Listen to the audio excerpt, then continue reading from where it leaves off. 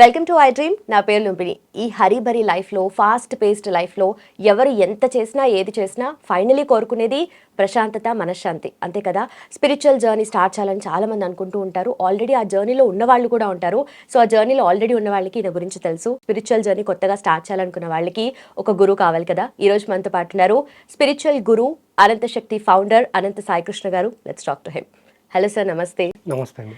So spiritual journey start చేయాలి అనుకునే వాళ్ళు లైఫ్లో చాలా ఏదో ప్రాబ్లమ్స్ వచ్చేసి ఇంకా నా వల్ల కాదు, ఏం చేయలేకపోతున్నాను అన్న టైంలో స్పిరిచువల్ జర్నీ స్టార్ట్ చేస్తారు, అవునండి. అంతే కదా. సో వాళ్ళకి అది ఏంటంటే అదొక రిలీఫ్ లాగా వెళ్ళిపోతూ ఉంటుంది. అవును. బట్ నిజంగానే అసలు స్పిరిచువాలిటీ అంటే ఏంటి? దాన్ని ఎవరైనా సరే, ఏ ఏజ్ వాళ్ళైనా, ఏ జెండర్ వాళ్ళైనా సరే స్టార్ట్ చేయాలి అనుకుంటే what is the thing to do? First thing, ఆధ్యాత్మికానికి ఏజ్తో సంబంధం లేదండి. ఇప్పుడు చూడండి, మనము స్కూల్కి వెళ్ళే పిల్లవాడితో నుండి 70 సంవత్సరాలు 80 సంవత్సరాల వరకు కూడా ప్రాబ్లమ్స్ ఉంటాయి. అంటే ప్రాబ్లమ్స్ అంటే వాళ్ళు ఫీల్ అవుతారు అనమాట. అవును. ఇప్పుడు ఎలాగుంటుందంటే, మన సమస్యలను వేరే వాళ్ళతో చెప్పుకున్నాం అనుకోండి, జస్ట్ అక్కడ దాకా రిలీఫ్ ఉంటుంది. తర్వాత మనకు ఎవరైతే ధైర్యం చెప్పి వెళ్ళిపోతారో వాళ్ళు వెళ్ళిపోయిన తర్వాత మళ్ళీ మనము మన మూడ్లోకి వెళ్ళిపోతాము. మళ్ళీ మనం ఏవైతే తప్పులు చేసామో, మనం ఏవైతే బాధలు అనుకుంటున్నామో, ఏవైతే కష్టాలు అనుకుంటున్నామో అవి పదే పదే పదే మనకు గుర్తొచ్చినప్పుడు ఏమవుతుందంటే మనిషి మెంటల్గా డిస్టర్బ్ అవుతాడు అనమాట. ఓకే.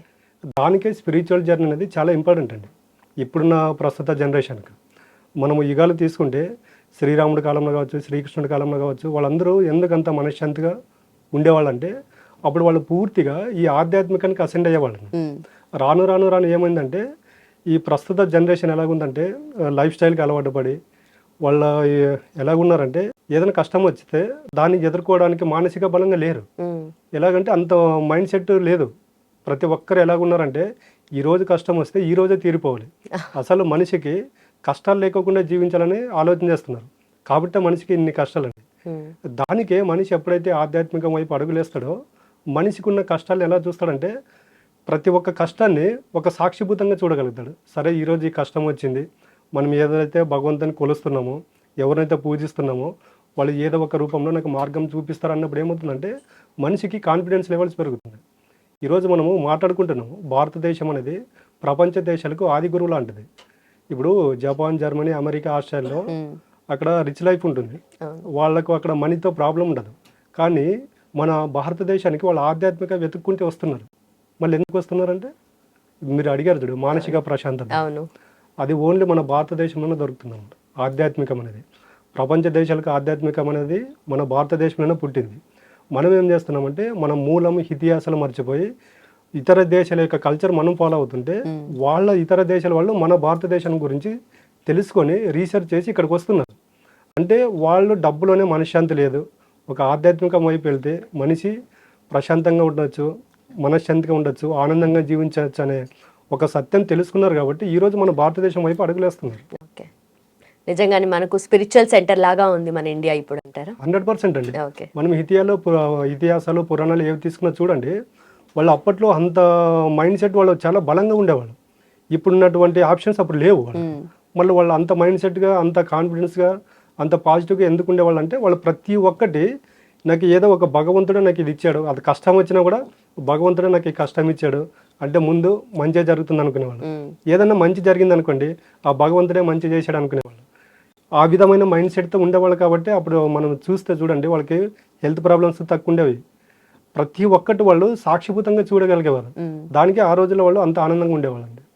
కాబట్టి ఇప్పుడు జనరేషన్కు ఆధ్యాత్మికం అనేది వెరీ ఇంపార్టెంట్ అండి. ఎందుకంటే మనం దేవాలయాలకు వెళ్ళిన తర్వాత ఈ మెడిటేషన్ చేసినా అక్కడ కొన్ని పాజిటివ్ వైబ్స్ అనేవి ఉంటాయి. మనం దేవాలయాలను కొట్టిపడేస్తాము. కొన్ని దేవాలయాలకు వెళ్ళినప్పుడు చూడండి, ఎప్పుడైతే మనము ద్వారం ఉంటుందో ద్వారం దాటేలోపు మనకి బయట ఆలోచనలు గుర్తురావు. ఎప్పుడైతే గర్భగుడిలోకి వెళ్తామో బయట అసలు ఏం జరుగుతున్నది కూడా సంబంధం ఉండదు. ఆ ఎనర్జీ, పాజిటివ్ ఎనర్జీ అక్కడ రోజు ధూప నైవేద్యాలతో అక్కడ ఎప్పుడైతే ఇవన్నీ జరుగుతూ ఉంటాయో అక్కడ ఒక పాజిటివ్ ఎనర్జీ క్రియేషన్ అయ్యి ఉంటుంది అనమాట. దానికే పెద్దలు చెప్తూ ఉంటారు, మీరు ఏదన్నా చిన్న బాధ కలిగిన, కష్టం కలిగిన టెంపుల్కి వెళ్ళినా ఎందుకు చెప్తున్నారంటే ఇలాంటి దానికి అనమాట. అక్కడ పాజిటివ్ వైబ్స్ అనేది ఉంటాయి. మనం ఎవరు టెంపుల్కి వెళ్ళినా అక్కడ ఉండే విగ్రహం చుట్టూ కానీ, నవగ్రహాల చుట్టూ కానీ 5 ప్రదక్షిణలు చేయమంటారు. ఎందుకంటే అక్కడ ఒక పాజిటివ్ ఆర్ అనేది ఉన్నప్పుడు ఏమవుతుందంటే మనం 5 ప్రదక్షిణలు చేసేటప్పుడు మనలో ఉన్న నెగిటివ్ ఆర్ అనేది తొలగిపోయి పాజిటివ్ ఆర్ అనేది మనకు రావడం జరుగుతుంది. ఓకే. బట్ నిజంగా మీరు అన్నట్టుగా ఇన్స్టెంట్ విషయాలకు అలవాటు పడిపోయి ఇన్స్టెంట్గా కష్టాలు కూడా వెంటనే తీరిపోవాలి అన్నట్టుగా ఉంది మన మైండ్ సెట్. అంటే అంత వీక్గా ఎందుకు అయిపోయింది అంటారు సార్? మీరు అన్నట్టుగా మీ డెఫినేషన్ ఎలా అంటే ఉంటుంది? దానికి మూల కారణం ఏంటంటే వేరే వాళ్ళతో కంపేర్ చేసుకోవడం అండి. కంపేర్ ఎప్పుడైతే చేసుకుంటామో మనకి తెలియని కష్టాలు మనం కోరి తెచ్చుకుంటున్నాము. నా దగ్గర బైక్ లేదు, వాడి దగ్గర బైక్ ఉంది. అది ఏమవుతుందంటే మైండ్లో తిరుగుతూ ఉంటుంది. ఆ బైక్ తీసుకోవాలి అనుకున్నప్పుడు ఏమవుతుందంటే మనీ లేనప్పుడు ఈ ఇన్స్టెంట్ మనీకి అలవాటు పడినప్పుడు ఏమవుతుందంటే డైవర్ట్ మన మైండ్ అనేది డైవర్ట్ అవుతుంది, లేని ఆలోచనలు వస్తాయి. దానికండి మనిషి ఎప్పుడే కానీ ఆధ్యాత్మికంలో వైపు వెళ్తే సత్యం బోధపడుతుంది. ఏదైతే ఉంటుందో దాంట్లో ఆనందంగా జీవించడానికి ఆస్కారం ఉంటుంది. మీరు అన్నది వింటుంటే మనిషి బుద్ధి కోతి బుద్ధి అని అంటారు కదా, అలా అన్ని పలు రకాలుగా ఆలోచిస్తూ ఉంటుంది, ఆ వేస్లో వెళ్ళాలి అని చెప్పి అనుకుంటుంటుంది. బట్ మనమే హోల్డ్ చేసి దాన్ని బ్యాలెన్స్డ్గా కంట్రోల్డ్గా తీసుకెళ్ళాలి అంటే స్పిరిచువల్ జర్నీ అనేది మొదలు పెట్టాలి. చాలా మంది అనుకుంటారు, కానీ ఆ స్పిరిచువల్ జర్నీ మొదలు పెట్టాలి అంటే ఆధ్యాత్మికత వైపు మనసు వెళ్ళాలి అంటే కూడా చేయాల్సిన విషయాలు ఏంటి? అండ్ మీ ఎక్స్పీరియన్స్లో కూడా చాలా మందిని చూసుంటారు కదా మీరు. అవునండి. ఫస్ట్ ఆధ్యాత్మికంలో మార్గంలో వెళ్ళాలంటే ఫస్ట్ ఒక 5 నిమిషాలు రోజు ఒక 5 నిమిషాలు ధ్యానం చేయాలండి. ధ్యానం చేసినప్పుడు ఏమవుతుందంటే 5 నిమిషాలు 10 నిమిషాలు కూర్చున్నప్పుడు మనతో మనం మమేకం అవడం జరుగుతుంది. మనతో మనం ఎప్పుడైతే మమేకం అవుతామో మనతో ఉండే సోల్ కనెక్షన్ అనేది మనకి ఏర్పడుతుంది. ఒకసారి ఒక వ్యక్తికి తన యొక్క సోల్తో కనెక్షన్ ఏర్పడింది అనుకోండి, బయట వచ్చి ఏదైతే సమస్యలు వస్తుంటాయో ఆ సమస్యలను పట్టించుకోడు. మనకి సోల్ ప్రతిసారి మనకి ఇంటిమెంట్ ఇస్తుంటుంది. ప్రతి ఒక్కరు కొట్టేస్తున్నారు, ఆత్మ అనేది లేదు, సోల్ అనేది అబద్ధం అనేది. మనం ఒక ఎగ్జాంపుల్ మాట్లాడుకుంటే చూడండి, మీరు ఇప్పుడు రోడ్డుపై నడుచుకుంటూ వెళ్తుంటారు, మీకు అన్ఎక్స్పెక్టెడ్గా ఒక కొత్త వ్యక్తి కనిపించాడు అనుకోండి, మీరు ఇప్పటివరకు ఎప్పుడు చూడలేదు ఆ వ్యక్తిని, బట్ మీకు మాత్రం ఎక్కడో చూసినట్టు గుర్తు వస్తుంది. ఇలా ప్రతి ఒక్కరి లైఫ్లో జరుగుతుంటుంది. అవును, కానీ మనము ఎక్కడ చూసిండం మనం, కానీ మనకు ఆ రోజంతా ఆ ఇమేజ్ అనేది మన మైండ్లో తిరుగుతూ ఉంటుంది. ఈయన ఎక్కడ చూశాను అనేది, బట్ అది మనకు తెలియదండి. మనం ఈ జన్మ చూస్తున్నాము, బట్ మన ఆత్మ అనేది కొన్ని జన్మల పరంపరం ట్రావెల్ చేసుకుంటూ వచ్చి ఉంటుంది. కాబట్టి ఏదో ఒక జన్మలో మనకు కనెక్షన్ ఉంటుంది. ఆత్మతో ఎప్పుడైతే ఒక వ్యక్తి మమేకం అవుతాడో ఆ మనిషికి కష్టాల గురించి ఆలోచన చేయడు, అసలు ప్రతిదాన్ని సాక్షిబద్ధంగా చూడగలుగుతాడు. ఆధ్యాత్మికము, భక్తి, పూజ, ముక్తి అనేది ఈ టైప్లో వస్తూ ఉంటాయి. ఓకే, అయితే ఒక మనిషికి చూస్తుంటే ప్రాబ్లమ్స్ కూడా పలు రకాలు ఉంటాయి. ఆఫీస్లో ప్రొఫెషనల్ పరంగా ప్రాబ్లమ్స్ ఉండొచ్చు, పర్సనల్ లెవెల్లో ప్రాబ్లమ్స్ ఉండొచ్చు, హెల్త్ ఇష్యూస్ ఉండొచ్చు. ఇవన్నిటికీ కూడా స్పిరిచువల్ జర్నీ మొదలు పెడితే వాళ్ళకి పరిష్కారాలు దొరుకుతాయి అంటారు?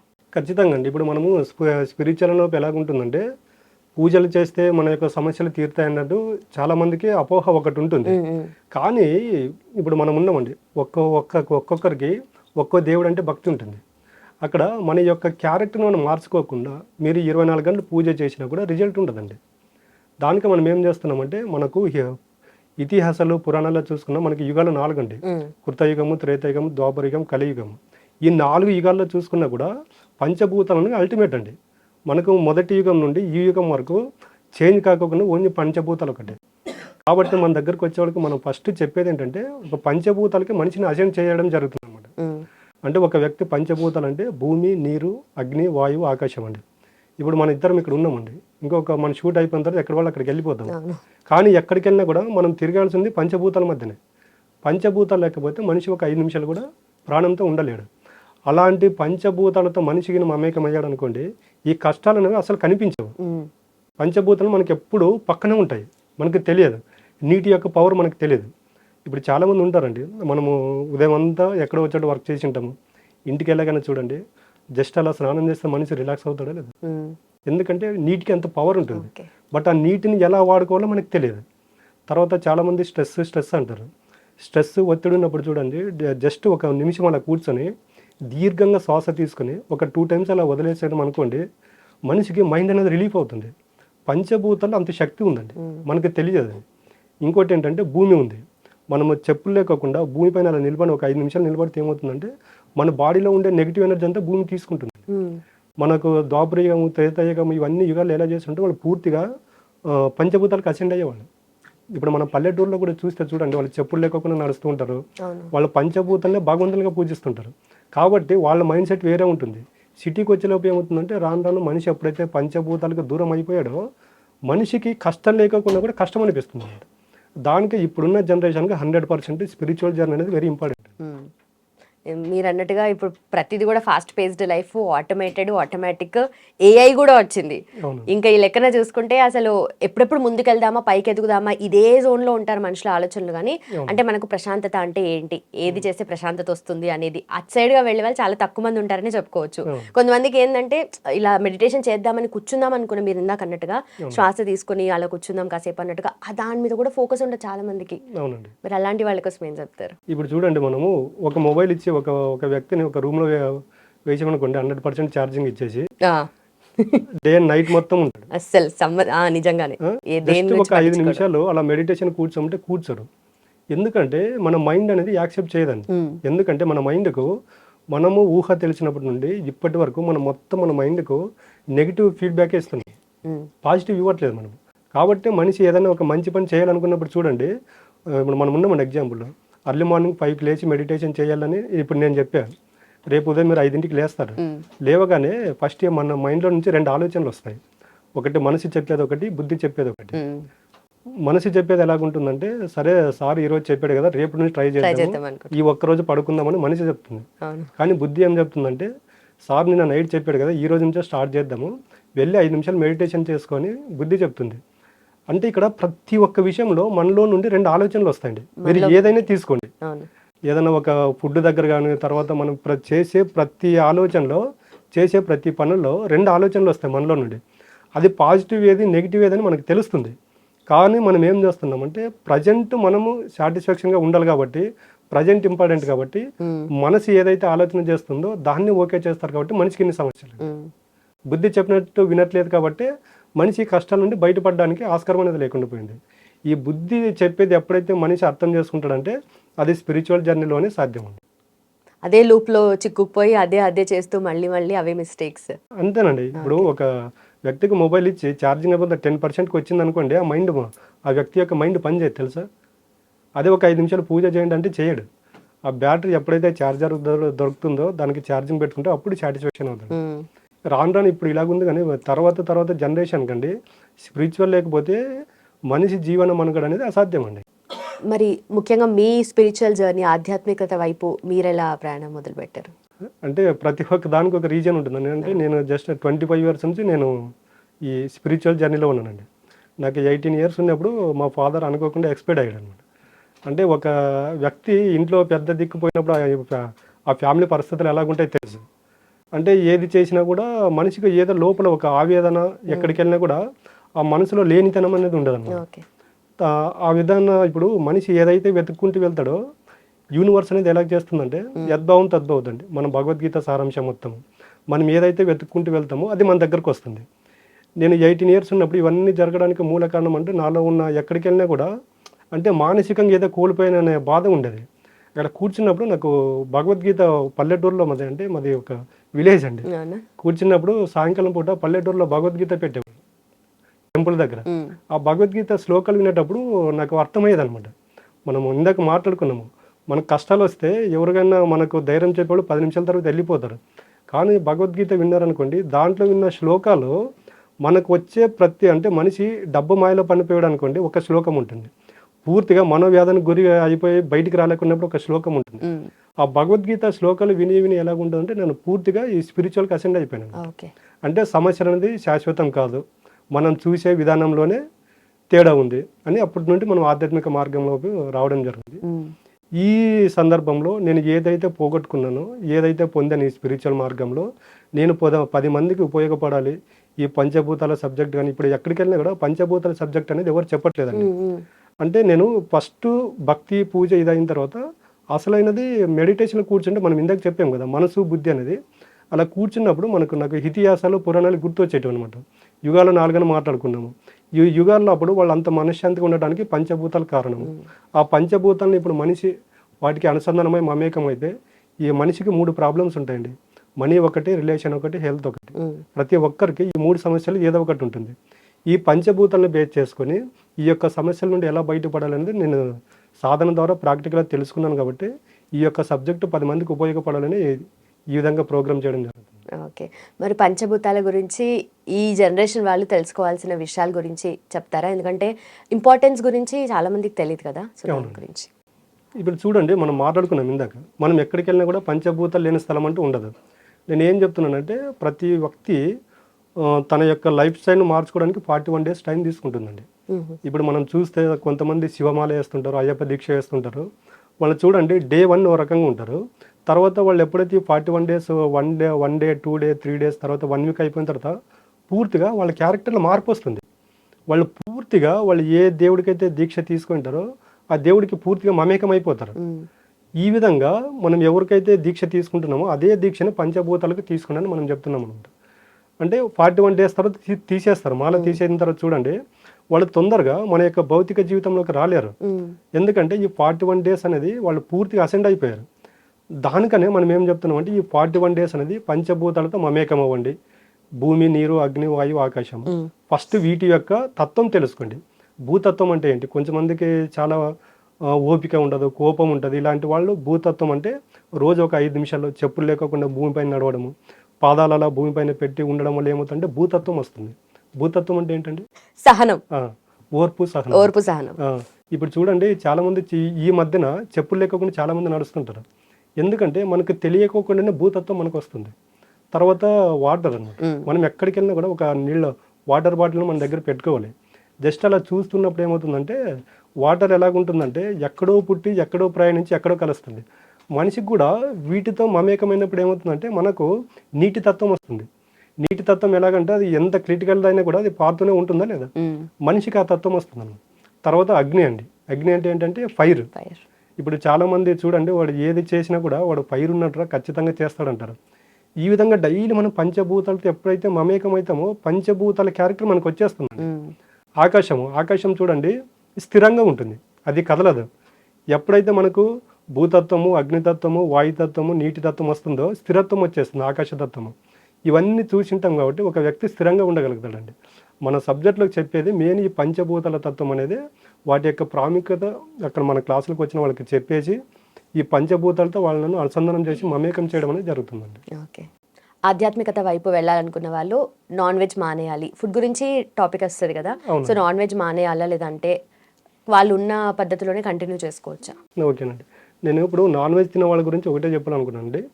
ఫస్ట్ ఒక 41 days మీరు దీక్ష తీసుకున్నప్పుడు నాన్ వెజ్ తింటారా? లేదు. ఎందుకు తినరు? దేవుడు భక్తి ఇలాంటి జర్నీ ఉన్నప్పుడు తినరు. ఏ దేవుడు కూడా నాకు జంతు బలి ఇవ్వండి ఏ దేవుడు చెప్పలేదండి. మీరు ఇతిహాసాలు, పురాణాలు ఏ గ్రంథాల్లో తీసుకున్నా కూడా మాంసాహారం నాకు నైవేద్యంగా పెట్టండి అని ఎక్కడ చెప్పలేదు. మన యొక్క ఆహారం కోసం, మన యొక్క నోటి రుచి కోసం దాన్ని తీసుకుంటున్నాం. కానీ ఇప్పుడు ఉన్నామండి, మన ఇంట్లో 2 పిల్లలు ఉంటారు. ఆ పిల్లలకి కష్టం వస్తే వాళ్ళ పేరెంట్స్ చూస్తూ ఊరుకుంటారా? ఊరుకోరు. ఎందుకండి? వాళ్ళ ద్వారా జన్మ తీసుకుంటారు కాబట్టి. సేమ్ అలాగంటే ఈ సృష్టిలో సకల జీవి భగవంతుని యొక్క పిల్లలండి. మనము దేవుడు ఎలాగుంటాడంటే జంతువులు బలి ఇస్తూ మనము భగవంతునికి పూజ చేస్తే ఏ భగవంతుడు కూడా ఒప్పుకోడండి. అది మనకు తెలియదు కానీ కర్మ రూపంలో మన దగ్గరకు వస్తున్నాయి. అది ఎలాగుంటాయంటే వ్యాధి రూపంలో కావచ్చు. మనం ఇందాక మాట్లాడుకున్నాం వ్యక్తికి 3 సమస్యలని: మనీ, రిలేషన్, హెల్త్. మీరు ఎప్పుడైతే జీవహింస చేసుకుంటూ పోతారో మీకు తెలియకోకుండానే ఈ 3 ప్రాబ్లంలో ఏదో ఒక ప్రాబ్లం అనేది మిమ్మల్ని వెంటాడుతూ ఉంటుందండి. కాబట్టి జంతుబలి అనేది అసత్యం అండి, అబద్ధం. అది జంతుబలి ఎప్పుడైతే మానేస్తారో ఒక వ్యక్తి అనేది చాలా సాక్షిబద్ధంగా ఉండగలుగుతాడు. మనం ఇప్పుడు ఒక విషయం మాట్లాడుకుందామండి. కొన్ని మతాలు ఉంటాయి, దాంట్లో వ్యక్తులు ఉంటారు. అంటే వాళ్ళ మతాల్లో వాళ్ళు అసలు పుట్టినప్పటి నుండి నాన్ వెజ్ తీసుకోరు. మీరు అలాంటి వాళ్ళతో జస్ట్ మీకు ఐడియా ఉంటే ఒక 10 నిమిషాలు టైం కేటాయించి కూర్చోండి. వాళ్ళు ఎలాగుంటారంటే వాళ్ళు ఇచ్చే రెస్పెక్ట్ కానీ వాళ్ళు మాట్లాడే విధానం కానీ మనం ఎక్స్పెక్ట్ చేయలేం, అలాగుంటుంది.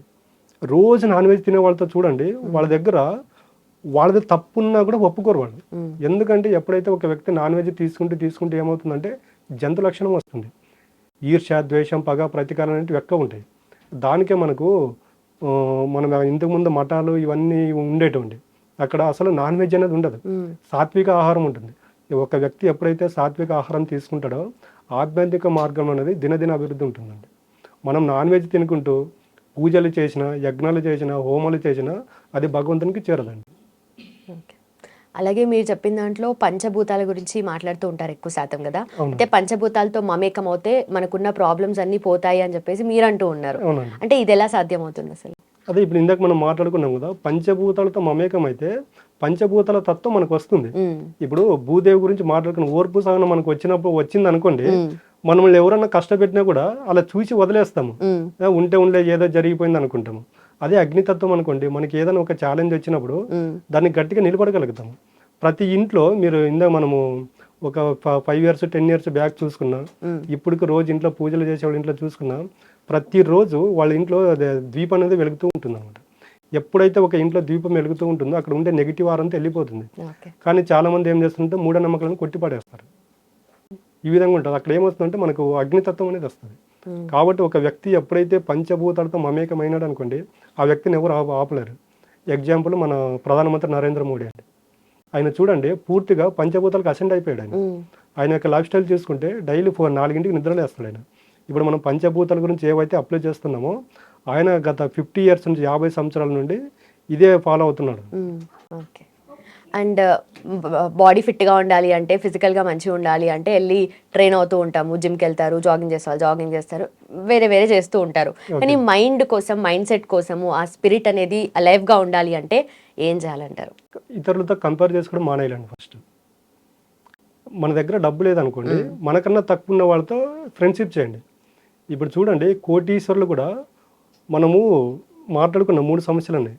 డబ్బు ఉన్న వాళ్ళకు ఉన్నటువంటి సమస్యలు ఎవరికి ఉండవండి, కానీ వాళ్ళు బయటపడరు. డబ్బు లేని వాడి దగ్గర చూడండి, వాడి దగ్గర సాటిస్ఫాక్షన్ లైఫ్ ఉంటుంది. వాళ్ళు ఎందుకంటే ఇతరులతో కంపేర్ చేసుకోరు. కానీ కంపేర్ చేసుకుంటేనే కదా, ఫర్ ఎగ్జాంపుల్ మంచి కంపేర్ చేసుకుంటేనే వాళ్ళలా మనము అవ్వాలని చెప్పి ఎదగడానికి ట్రై చేస్తాం. అది ఎగ్జాక్ట్లీ కరెక్ట్ అండి. కంపేర్ చేసుకోవాలి. ఆ కంపేర్ చేసుకున్నప్పుడు నీకు నువ్వు స్టేబుల్గా నిలబడాలి. అలా ఎవరు నిలబడుతున్నారు? ఒకటి ఈ రోజు మీరు గోల్ పెట్టుకున్నారు, కంపేర్ చేసుకొని మీరు సక్సెస్. ఇప్పుడు ఎవరైతే మీరు కంపేర్ చేసుకున్నారో ఆ వ్యక్తి ఎన్ని కష్టాలు పడితే ఆ స్టేజ్లో ఉన్నాడో మీకు ప్రజెంట్ కనిపిస్తుంది, కానీ పాస్ట్ కనిపించదు. ఆ వ్యక్తి ఎన్ని కష్టాలు పడితే ఆ స్టేజ్కి వెళ్ళాడు అనేది. కానీ మనం కంపేర్ చేసుకుంటున్నాం, కానీ వాళ్ళు ఏం చేస్తే ఆ స్టేజ్కి వెళ్ళారో అది మనం చేయట్లేదండి. మెయిన్ ఫెయిల్యూర్ ఎక్కడ జరుగుతుందంటే అక్కడ జరుగుతుందండి. ఓకే. అందరూ జీవితంలో ఇప్పుడు ఇంత హరిబరి లైఫ్లో ఇందాక అనుకున్నట్టుగా కోల్పోతున్నది ఏంటి అంటే ఏం చెప్తారు? అండ్ దాని నుండి బయటపడాలంటే ఏం చేయాలి ఫైనలీ? ఈ ఇప్పుడున్నటువంటి హరిబరి లైఫ్లో కోల్పోతున్నది మనశ్శాంతి అండి. మనశ్శాంతి అంటే డబ్బులు ఇస్తే కొనుక్కునేది కాదు, అది మనకు మనం పొందాలండి. ఇందాక చెప్పేది కంపారిజన్ అని. కంపారిజన్ అనేది ఎప్పుడైతే మానేస్తామో మనిషికి ఏమవుతుందంటే మానసిక ప్రశాంతత అనేది దొరుకుతుంది. మానసిక ప్రశాంతత ఎప్పుడైతే దొరుకుతుందో ఒక మనిషి ఆనందంగా ఉండగలుగుతాడు, సంతోషంగా ఉండలేడు. సంతోషం ఎలాగుంటుందంటే సంతోషం అనేది అన్పర్మనెంట్, ఆనందం అనేది పర్మనెంట్. ఏది ఉన్నా లేకపోయినా ఒక వ్యక్తి ఎప్పుడైతే సాక్షిభూతంగా ఉండగలుగుతాడో ఆ వ్యక్తి ఆనందంలో ఉన్నట్టు. ఒక వ్యక్తి ఎప్పుడైతే ఇతరులతో కంపేర్ చేసుకుంటాడో, ఆయన అనుకుంది దక్కించుకుంటాడో, నెక్స్ట్ డే ఇంకో కోరిక పుడుతుంది. అది కంప్లీట్ అయింది అనుకోండి, నెక్స్ట్ ఇంకోరి దగ్గర కంపేర్ చేసుకుంటాడు. అలాంటప్పుడు ఏమవుతుందంటే ఆ వ్యక్తి ఎప్పుడైతే సంతోషానికి అలవాటు పడ్డాడో ఏదో ఒక రోజు తనకు తెలియకుండానే ఆయన మానసిక రోగిగా మారిపోతాడు. ఎందుకంటే సంతోషం వెతుక్కుంటూ పోయినాడు అనుకోండి, ఒక స్టేజ్కి వెళ్ళిన తర్వాత అవి దొరకవు మనకు. ఆ దొరకకపోయినప్పుడు ఏమవుతుందంటే ఇన్ని రోజులు ఒక లైఫ్ అనేది లీడ్ చేసి తర్వాత అక్కడికి ఆ లైఫ్ స్టాప్ అయినప్పుడు ఏమవుతుందంటే మెంటల్గా డిస్టర్బ్ అయిపోతాడు. ఇప్పుడు ప్రజెంట్ జనరేషన్లో జరిగేది అదేనండి. Thank you so much sir. నిజంగానే అంటే ప్రాబ్లమ్స్ ప్రతి ఒక్కరికి ఉంటాయి, కొత్త కొత్త వస్తూ ఉంటాయి, దానికి మనం రెడీగా ఉండాలంటారు. రెడీగా ఉండండి. ఇప్పుడు భూమి మీద ప్రాబ్లమ్స్ లేకుండా వాళ్ళు ఎవరున్నారండి? మానవ జన్మ తీసుకోవడం ఒక ప్రాబ్లం అండి. అది ప్రాబ్లం అనుకుంటే ప్రాబ్లం అవుతుంది, కాదనుకుంటే కాదు. ఇప్పుడు ముఖేష్ అంబానీ ఉన్నాడు, వాళ్ళ అబ్బాయి ఉన్నాడు, ఎంత వెయిట్ ఉన్నాడండి? ఆయన లాస్ట్ మ్యారేజ్లో ఆయన జస్ట్ ఒక 1 minute వీడియో చూశాను. ఇన్ని డబ్బులు ఉన్నా కూడా నేను మనశ్శాంతిగా ఉండలేకపోతున్నానని అంతమంది మధ్యలో ఏడ్చాడు ఆయన. మళ్ళీ ఇక్కడ డబ్బు అనేది ప్రతి మనిషిని ఆనందంగా ఉంచుతుంది అనేది మన మూర్ఖత్వం అండి. కాబట్టి డబ్బు అనేది మనిషిని ఆనందంలో ఉంచలేదు, పేదరికం అనేది కూడా మనిషిని కష్టాల్లో ఉంచదు.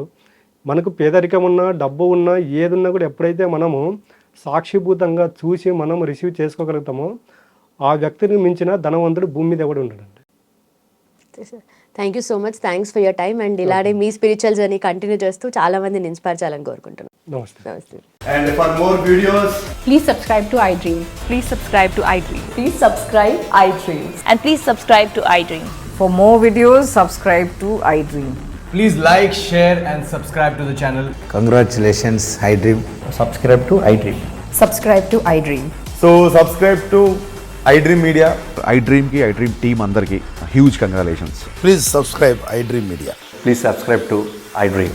Subscribe iDream. Please subscribe to iDream. I dream అంటే నా కళల ఛానల్ సబ్స్క్రైబ్ చేసుకున్న నోరు తిరుగుతలేదు, మీరైతే గంట గుర్తు కొట్టండి. For more such videos, please subscribe to iDream.